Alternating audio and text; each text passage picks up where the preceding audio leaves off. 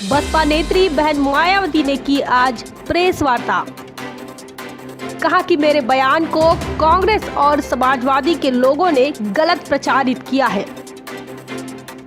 बहन मायावती जी ने कहा है कि मूवमेंट के साथ कभी नहीं करूंगी धोखा, कभी नहीं जाऊंगी बीजेपी के साथ। मुस्लिम वोटों के लिए किया जा रहा है विरोधियों द्वारा गलत प्रचार। बहन मायावती जी ने आज प्रेस वार्ता की है और प्रेस वार्ता में वे कहती है बसपा शासन में ही रहा है दलित और मुस्लिम सुरक्षित।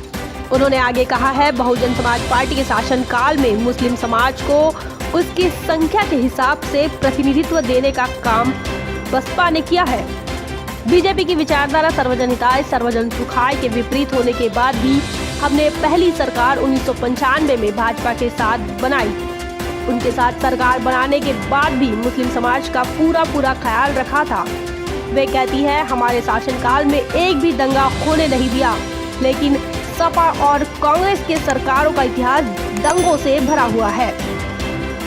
उन्होंने कहा सांप्रदायिक और दलित विरोधी नीतियों के मामले में कांग्रेस बीजेपी से भी आगे है। ऐसे में बीजेपी के साथ समझौता कर चुनाव लड़ने की हम सोच भी नहीं सकते हैं, क्योंकि वो सर्वजन हिताय सर्वजन सुखाय की नीति के विरोधी है। बहुजन समाज पार्टी ने आज तक बीजेपी के साथ कोई गठबंधन नहीं किया, तो उपचुनाव और एमएलसी के सीटों के लिए क्या करेंगे।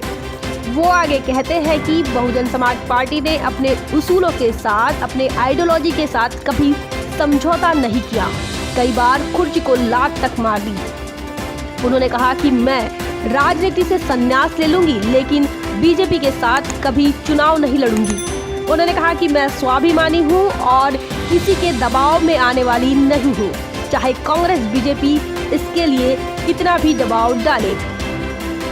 जैसा कि गौरतलब है कि बहुजन समाज पार्टी के राज्यसभा प्रत्याशी रामजी गौतम को राज्यसभा न जाने देने के मामले में समाजवादी पार्टी ने बसपा के 7 विधायक तोड़े थे।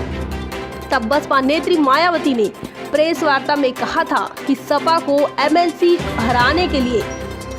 एमएलसी चुनाव हराने के लिए वे कुछ भी करेगी, लेकिन आज उन्होंने कहा कि सपा को एमएलसी चुनाव हराने के लिए वो स्वयं ही बहुत मजबूत है। बहुजन विचारधारा को घर घर तक पहुंचाने के लिए हमारे YouTube चैनल को सब्सक्राइब करें, लाइक करें, कमेंट करें, शेयर करें और बेल आइकन की घंटी दबाना ना भूलें।